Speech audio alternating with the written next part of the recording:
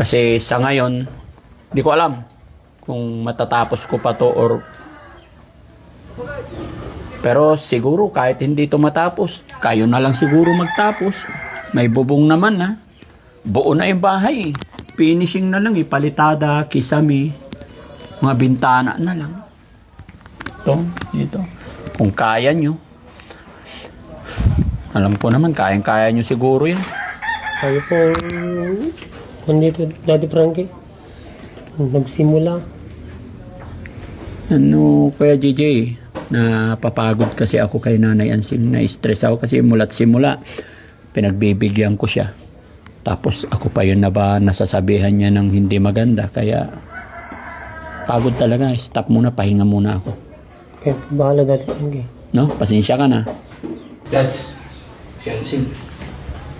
Ay nako, huwag mo munang papuntahin dito yan. Ayaw ko muna siya makausap. Silip-silip ang animal. Huwag mo siyang pansinin.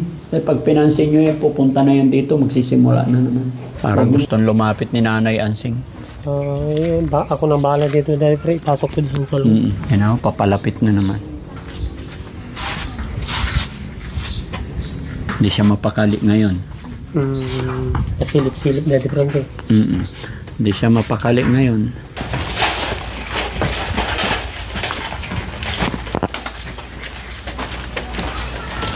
Sabi ka, Ansing, matutusok ka. Pasok nyo lahat.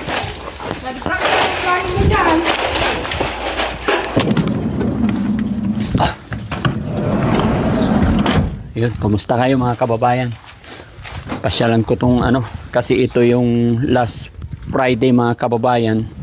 Last Saturday yung huling trabaho nila ni Foreman. Ngayon walang gumagawa mga kababayan. Kasi pina-stop ko na muna. Check natin guys. Ayan ang ganda na sana mga kababayan. Tignan nyo yung terrace ni Kuya Oliver. Ang ganda na. Napakagandang tignan, napakalinis. Pasok tayo mga kababayan sa terrace. May dumi na. Nagkadumi-dumi na mga kababayan.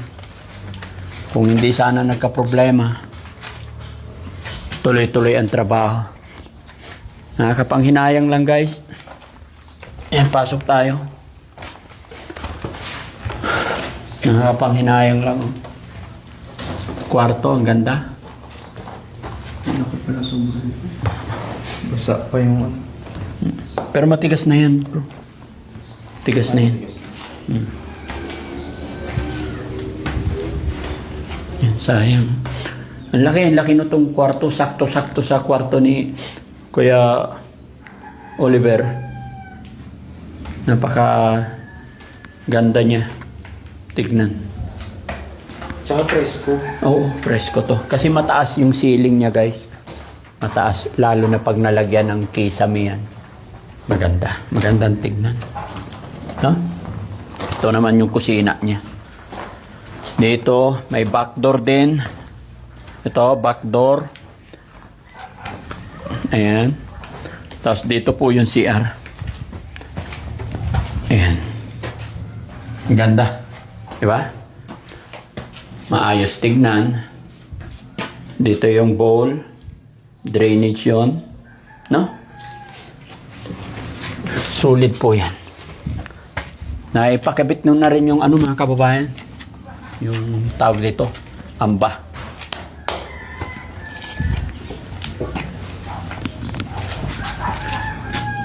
Ganda. Ang dami ng mga kababayan, no? Kasi sabi ko sa'yo, lahat ng mga bakal na order na yan. Metal paring yan, pang kisame. Nakakapanghinayang lang, hindi ko alam kung matatapos pa ba to. Okay na to siguro, pwede na to. Ganyan na lang. Sayang lang. Tibay-tibay ng long span na yan mga kababayan.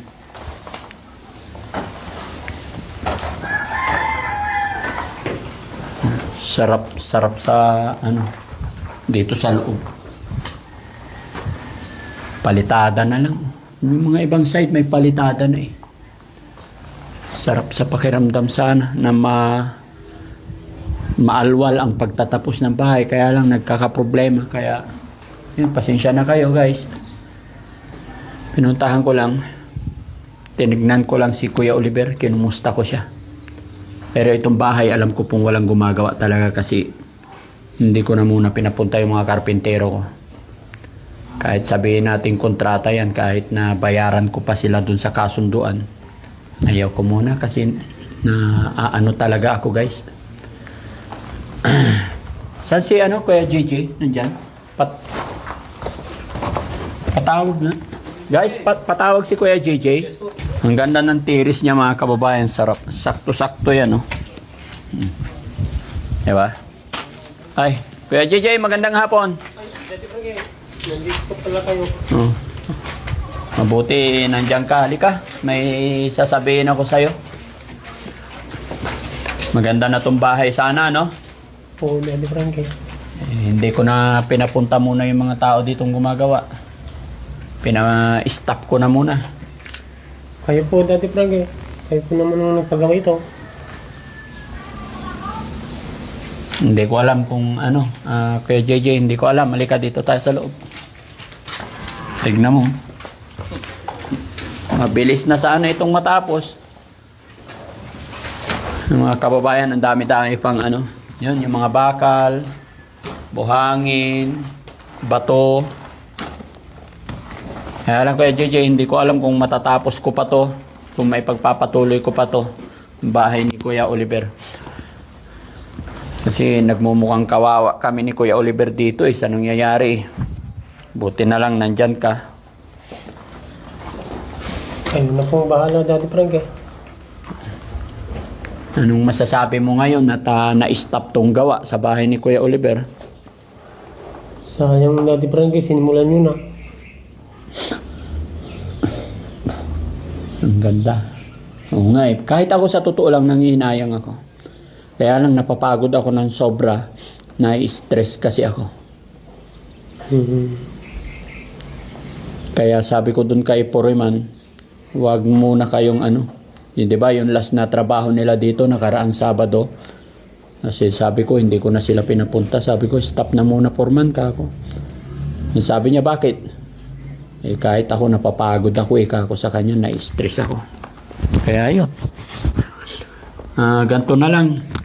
Kuya JJ, ikaw naman yung maasahan ko dito. Yung mga gamit na nandyan, ingatan mo na lang. Ipasok ko dito, Daddy Frankie, sa bahay ni Oliver yung mga gamit, mga gamit. Very good, very good. Pasok mo na lang dito sa bahay ni Kuya Oliver kung anong pwede nating gawin. Tignan nyo guys, napakagandahan. Sarap sa pakiramdam na may long span na. Tignan mo Kuya JJ dito sa sa labas. Ang ganda. Tignan nyo mga kababayan. Pati yung CR niya. Napakaganda. Ang ganda ng plano ko dito guys Kisame hindi po ako nagbibiro sa gastos kasi sabi ko nga sa inyo gusto ko matibay. May kisame talaga yan. Ayan na, Kuya JJ, yung mga paring, di ba? Ingatan mo na lang, ipasok mo. Daddy Frankie, ipasok ko na lang dito sa yung bahay ni Oliver. Ingatan mo na lang. Basta yung mga gamit, ipasok mo muna dito. Pero wag kang mag-alala. Bahay lang in-stop ko. Punta pa rin ako sa'yo at saka kay Kuya Oliver. Aalagaan pa rin natin si Kuya Oliver kasi may check-up pa yan. This coming July 6 yata. July 6 may check-up pa yan. No? Sa loob tayo guys. Sa loob tayo. Kunting oras. Tingnan mo yung kwarto. Napluringan na rin pala to. No? Oh? Ha? Mas lalong gaganda yan pag Mas lalong gaganda yan. Mas lalong gaganda to pag lalong gaganda to pagka na lagyan ng tiles. That's fencing. Ay nako. Huwag mo munang papuntahin dito yan. Ayaw ko muna siya makausap. May tingin-tingin dito. Hayaan mo lang.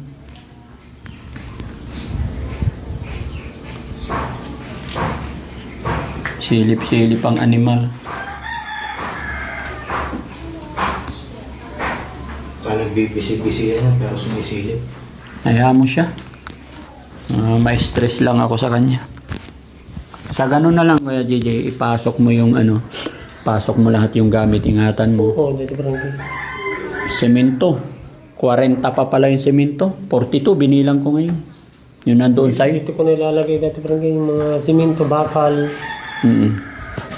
Bahala ka. Basta sa'yo ko na ipinagkakatiwala itong mga gamit dito. Ingatan mo na lang. Oo, Daddy Frankie. So, kung may mga gamit man, halimbawa sila purman dito, itabi mo lang, babalikan nila yan. Yung mga tools nila, ha? Hindi naman siguro mawala yan. Itatago ko lahat, Daddy Frankie, yung mga gamit. Tignan mo, ang ganda ng bahay, pare. Nakakapanghinayang. Anong naging reaksyon ng mga kapatid mo? Nalaman nilang ganong ginawa ni Nanay Ansing? Sensing ko. Kasi Daddy Frankie, matigas ang ulo. Salbahe. Ganun yung ginagawa niya.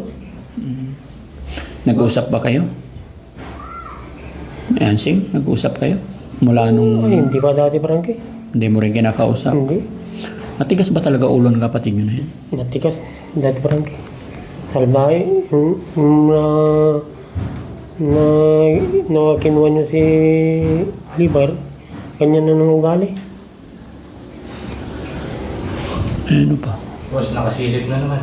Hayaan mo lang. Huwag nyo siyang pansinin. Eh, pag pinansin nyo yan, pupunta na yan dito, magsisimula na naman. Huwag nyo munang iano sa akin. Dito tayo. Tayo sa terrace, mga kababayan.